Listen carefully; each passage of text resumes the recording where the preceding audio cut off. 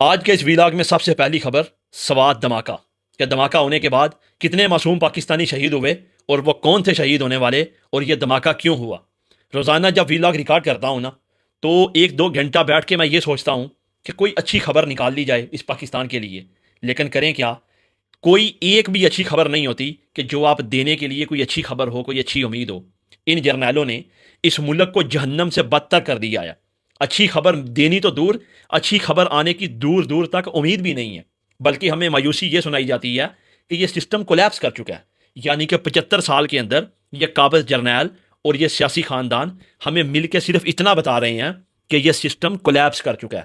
دنیا ان سسٹموں کو کراس کر کے نہ جانے ترقی کی کون سی منازل طے کر چکی ہے، لیکن یہ بدبخت ہمیں آج بھی یہ بتا رہے ہیں کہ سسٹم کولیپس کر چکا ہے۔ سب سے پہلی خبر سوات دھماکے کے حوالے سے، اور دوسری خبر کہ ٹرمپ نے جو ایران کے اوپر ایک بہت بڑا حملہ کرنا تھا وہ اس نے حملے کو مؤخر کیا، یہ یو ٹرن لیا اور کیوں کیا اور یہ کیسا حملہ تھا۔ اور اس سے اگلی خبر کشمیر کے حالات کہ کشمیر میں حالات بد نہیں بدتر ہوتے جا رہے ہیں، اور ہمارے جرنیل اور ان کی یزیدی فوج وہاں ظلم و ستم ڈھانے میں کوئی کمی نہیں چھوڑ رہی، لیکن دوسری طرف کشمیری بھی کھڑے ہیں۔ اور آخری خبر علیمہ خان کی انٹری کہ علیمہ خان اب کس طرح پروٹیسٹ کو لیڈ کر رہی ہے، کس طرح احتجاجی جو ہے نا تحریک کو لے کے چلنے والی ہے، جہاں جا رہی ہے عوام کا سمندر آ رہا ہے، اب لوگ نکل رہے ہیں، باشعور پاکستانی علیمہ خان کے ساتھ کھڑے ہیں۔ اور اس سے اگلی خبر کہ میاں صاحب نے معاملات اپنے ہاتھ میں لے لیے ہیں، معاملات کوئی اور بات نہیں سمجھنی، اب میاں صاحب نے معاملات جو ہے نا وہ ہاتھ میں مضبوطی سے پکڑ لیے ہیں۔ اب دیکھتے ہیں کہ وہ چھوڑیں گے یا سائیں چھڑوائیں گے۔ اب سب سے پہلی خبر آتے ہیں سوات دھماکے کے حوالے سے۔ ہمیشہ کی طرح ان پاکستانیوں کے مرنے کی کسی نے ذمہ داری نہیں لینی، یہ تو ایک پکی بات ہے۔ 1 لاکھ مر چکے ہیں بیچارے، کسی نے ذمہ داری نہیں لی، اب کون لے گا؟ سوات کے اندر لوگ احتجاجی مظاہرہ کر رہے تھے امن کے لیے کہ ہمیں امن دو، ہمیں امن چاہیے۔ جب وہ یہ مظاہرہ کر رہے تھے اسی مظاہرے میں امن مانگنے والوں کے مظاہرے میں دھماکہ کر دیا گیا۔ پہلے خبر یہ آئی کہ کچھ لوگ زخمی ہیں، لیکن اس کے بعد خبریں بدلتی گئیں اور وہ زخمی ہلاکتوں میں بدلتے گئے، اور آخری خبر تک 14 سے 15 لوگ جو ہیں وہ شہید ہو چکے ہیں، اور زخمی کتنے ہیں ان کی تعداد کوئی 30-40 کے لگ بھگ بتائی جا رہی ہے۔ آپ اندازہ کیجئے پچھلے 25 سال سے 30 سال سے بیٹھے ہوئے حرام خور جرنیل، بجٹ کا بیڑا غرق کرنے والے اور پاکستان کے بجٹ کا ستیہ ناش کرنے والے ہمیں صرف اتنا سناتے ہیں کہ ان کے پیچھے رائے ہیں، ان کے پیچھے فلاں ہیں، ان کے پیچھے فلاں ہیں۔ اگر ہم ان سے یہ پوچھیں کہ تم نے ان دھماکوں کو روکنے کے لیے کیا کیا، تو پھر یہ کہتے ہیں کہ سسٹم کولیپس کر چکا ہے، ہم کیا کریں؟ پھر یہ کہتے ہیں کہ بارڈر پار سے دہشت گردی ہو رہی ہے، ہم کیا کریں؟ اس ملک کے اندر آپ اندازہ کیجئے کہ جس ملک کے اندر 1 لاکھ لوگ ان بم دھماکوں میں شہید ہو جائیں، اور ابھی تک یہ قابض جرنیل ہمیں صرف اتنا بتائیں کہ سسٹم کولیپس کر چکا ہے، کوئی پالیسی بنانے کی بجائے، کوئی امید دینے کی بجائے ہمیں نا امید کریں۔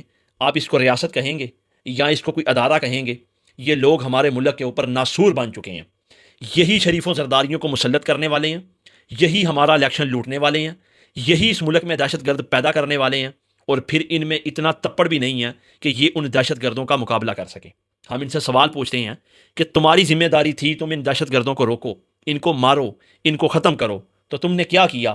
تو یہ کہتے ہیں ہم کیا کریں، اس ملک کے سیاست کے اوپر 2 خاندان بیٹھے ہوئے ہیں، وہی سب کچھ کر رہے ہیں، ہم تو حکومت کی پالیسی کے اوپر عمل کریں گے۔ اور دوسری طرف الیکشن لوٹتے ہیں، سرے عام لوٹتے ہیں، اپنے لوگوں کو گولیاں مارتے ہیں، اپنے فیصلے منواتے ہیں، پھر شریفوں اور زرداریوں کو ہمارے سروں کے اوپر مسلط کرتے ہیں، اور بعد میں یہ عوام کو چے بنانے کی یہ کوشش کرتے ہیں کہ ہمارا سیاست کے ساتھ کوئی تعلق نہیں ہے، آپ کا ووٹ فیصلہ کرے گا۔ اگر ہمارا ووٹ فیصلہ کرے گا تو 8 فروری کو ہمارے ووٹ نے فیصلہ کر دیا تھا کہ تم جو ہے وہ بارڈروں پہ جاؤ گے، اپنی بیرکوں میں واپس جاؤ گے، اور فیصلہ ہم کریں گے۔ 8 فروری کو اس ملک کے نوجوانوں نے یہ فیصلہ کر دیا تھا کہ یہ شریف اور زرداری خاندان ہمیشہ کے لیے سیاست سے ختم ہو گئے ہیں، ان کو ڈسٹ بن میں پھینک دیا تھا، لیکن آپ خبیثوں نے ان کو ڈسٹ بن سے نکالا، دھویا، ان کے سارے گناہ معاف کیے اور ہمارے سروں کے اوپر مسلط کیا۔ اور وہ بندہ جس کو پاکستان کی عوام نے ہمارے اپنا حکمران چنا تھا، آپ نے اس کو جیل میں ڈالا۔ اگر آج یہ سسٹم کولیپس کر چکا ہے تو سوال یہ ہے کہ حرام خورو، اس سسٹم کو ڈیزائن کرنے والا کون ہے؟ اس سسٹم کو چلانے والا کون ہے؟ اس سسٹم کا بینیفیشری کون ہے؟ ان کو لانے والا کون ہے؟ ووٹ چوری کرنے والا کون ہے؟ تمام سوالوں کا جواب ہے آپ کرپٹ جرنیل۔ لیکن آپ ذمہ داری لینے کی بجائے پاکستان کی عوام کو بیوقوف بناتے ہیں۔ دہشت گردی آپ ختم نہیں کر سکتے، بارڈر آپ سیکیور نہیں کر سکتے، ٹی ٹی پی آپ سے آج تک ختم نہیں ہوئی، بلوچستان آپ کے ہاتھ سے نکل چکا ہے، بی ایل اے آپ کے سروں کے اوپر چڑھ کے ناچ رہی ہے، دوسری طرف زرداری اور شریف خاندان، یہ جو سیاسی دہشت گرد ہیں، ان کو آپ مسلط کرتے ہو اور بعد میں قوم سے کہتے ہو کہ آپ ان کو مانو۔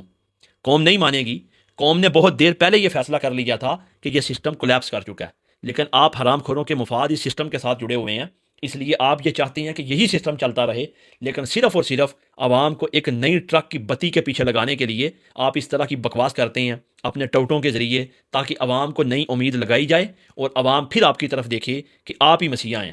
آپ مسیحا نہیں ہیں، آپ سب سے بڑی مصیبت ہیں، اور جب تک آپ اپنی آئینی ڈومین میں واپس نہیں جاتے اس ملک کا نظام ٹھیک نہیں ہو سکتا۔ اب آتی ہیں دوسری خبر کی طرف کہ ٹرمپ نے یہ کل خبر دی تھی 2 دن پہلے کہ میں ایران کے اوپر ایسا حملہ کروں گا اب کہ دوسری جنگ عظیم کے بعد اتنی بڑی بمباری آپ نے کبھی نہیں دیکھی ہوگی، میں ایران کو تباہ کر کے رکھ دوں گا، ان کے بجلی گھر اڑا دوں گا، ان کے توانائی سنٹر اڑا دوں گا، ان کے ایٹمی گھروں کو نشانہ بناؤں گا اور پورے کا پورا ایران تاریکی میں ڈوب جائے گا۔ لیکن ایران کا جواب تھا کہ کوئی مسئلہ نہیں ہے، تم کرو، ہمارا جواب ان ملکوں کے اوپر ہوگا جنہوں نے تمہیں اڈے دیے ہوئے ہیں اور جنہوں نے تمہاری معیشت کو سنبھالا ہوا ہے، یعنی کہ گلف ممالک اور عرب ممالک۔ ایران نے کوئی لچک نہیں دکھائی، ساری دنیا کی نظریں لگی ہوئی تھیں کہ اب ٹرمپ کیا کرے گا۔ ٹرمپ نے وہی کیا ہمیشہ کی طرح کہ بس جیسے وہ گیدڑ کو رات کو سردی لگتی ہے نا تو وہ چیخیں مارتا ہے کہ میں صبح اپنا کوئی نہ کوئی گھر بناؤں گا، اور صبح جب ہوتی ہے وہ پھر بھول جاتا ہے۔ ٹرمپ نے جناب فرار کا راستہ اختیار کیا اور یہ کہا کہ بھئی میں یہ حملہ مؤخر کرتا ہوں، کس لیے کہ عرب ممالک کے تمام جو حکمران ہیں انہوں نے مجھے کہا کہ ہم ایران کو مذاکرات کی ٹیبل کے اوپر لے کے آئیں گے۔ عرب ممالک نے یہ نہیں کہا، عرب ممالک نے یہ کہا کہ اگر تم نے یہ کام کیا ایران تو تاریکی میں جائے گا، لیکن دوسری طرف جائیں گے ہم، اور اگر ہم تاریکی میں جائیں گے تو پھر بچے گا تو بھی نہیں۔ کیوں؟ کیونکہ اگر ہم تاریکی میں گئے، اگر ہمارا تیل پانی گیس بند ہو گیا تو ڈالر تمہارا بھی زمین کے اوپر گر جائے گا، وہ اگر بچا ہوا ہے تو وہ ہماری وجہ سے بچا ہوا ہے، کیونکہ ہم اپنے کاروبار ڈالر میں کرتے ہیں۔ یہ وہ چیز ہے جو ٹرمپ کو آج تک کچھ کرنے نہیں دیتی، یہ وہ معاملہ ہے جس نے آج تک ٹرمپ کو مفلوج کیا ہوا ہے کہ ٹرمپ کوئی فیصلہ نہیں کر پاتا۔ اگر آپ شاید سمجھتے ہیں کہ ٹرمپ کو ایرانیوں پہ ترس آ گیا، جس نے مناب کے 170 بچے شہید کر دیے اس کو ترس آ جائے، یہ تو سوال ہی پیدا نہیں ہوتا۔ لیکن مسئلہ یہ ہے کہ اگر ٹرمپ ایسا کرے تو ٹرمپ کے لیے تو یہ کرنا آسان ہو جائے گا، تو امریکہ کے اوپر بھی حملہ نہیں ہوگا، لیکن اس کا بھگتنا پڑے گا ان عرب ممالک کو جنہوں نے ایئر بیسز دی ہیں، جنہوں نے اڈے دیے ہیں، جن کو امریکہ کی پراکسی بننے کا بڑا شوق ہے۔ جب ان کے اوپر میزائل گریں گے تو وہ ڈوبیں گے تاریکی میں۔ ایران کو تو فرق نہیں پڑے گا، لیکن جو فرق ان کو پڑے گا یہ سوچ بھی نہیں سکتے، کیونکہ ایران تو لڑنے کے لیے تیار ہے، لیکن یہ عرب ممالک سونے کا چمچ لے کے پیدا ہوئے ہیں۔ سونے کے چمچ سے جو ہے نا یہ کھاتے اور پیتے ہیں، بجلی چلی جائے، توانائی چلی جائے یا جنگ لگ جائے یہ تو ویسے ہی مر جائیں گے۔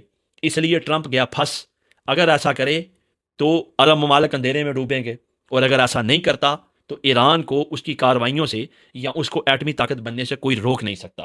اب ٹرمپ کیا کرے گا؟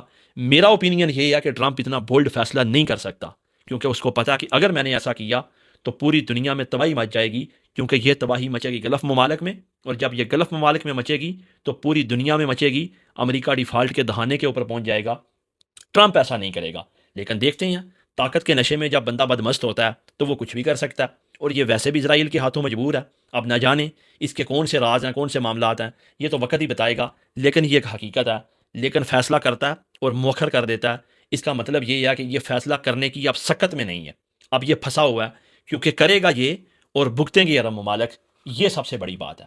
اب آتے ہیں اسی اگلی خبر کی طرف کہ کشمیر کے اندر ظلم اور بربریت جاری ہے، پوری رات فائرنگ ہو رہی ہے، گولیاں چل رہی ہیں، آنسو گیس کے شل گرائے جا رہے ہیں، لوگوں کو مارا جا رہا ہے۔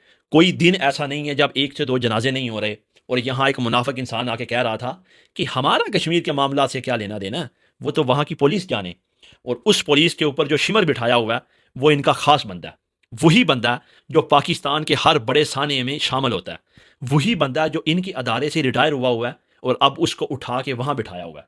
آپ دیکھیے گا جس ادارے کے اوپر انہوں نے اپنے اس طرح کے گھنونے چہرے بٹھائے ہوئے ہیں نا، کوئی لیفٹیننٹ ریٹائر، کوئی کیپٹن ریٹائر، کوئی جنرل ریٹائر، اس ادارے کا بیڑا غرق ہوا ہے۔ کیوں؟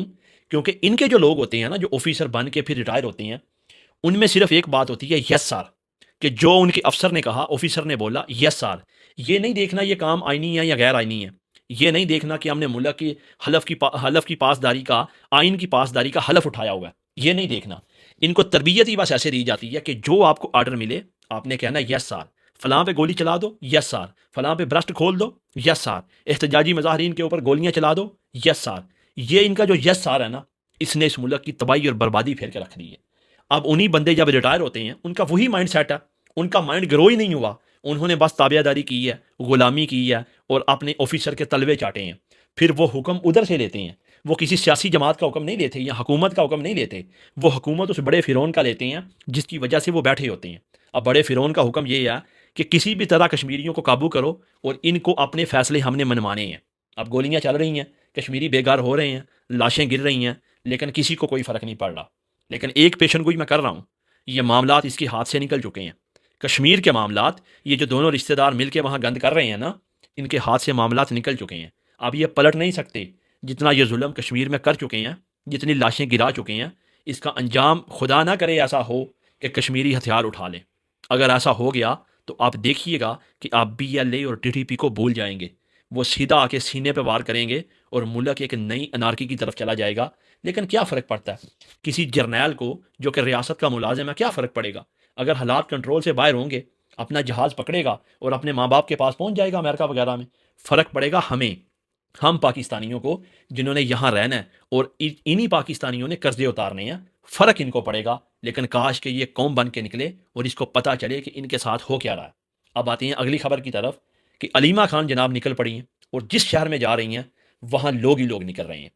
سب کو لگتا تھا کہ ڈرے ہوئے ہیں, لوگ نہیں نکلیں گے, لیکن علیمہ خان صرف پروٹیسٹ نہیں کر رہی, ان پروٹیسٹ میں ذہنی مریض کا نام لے رہی ہے.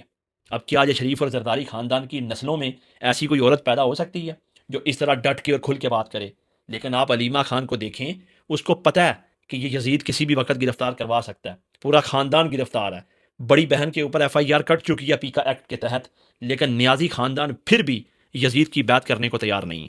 نیازی خاندان نے قسم کھائی ہوئی ہے کہ کچھ بھی ہو جائے لیکن اس یزید کو للکارنا ہے, جیل چلے جائیں یا مر جائیں. ہمارا نام زندان میں ہونا چاہیے یا شہادت میں ہونا چاہیے, ہمارا نام یزیدی کرداروں میں نہیں ہونا چاہیے.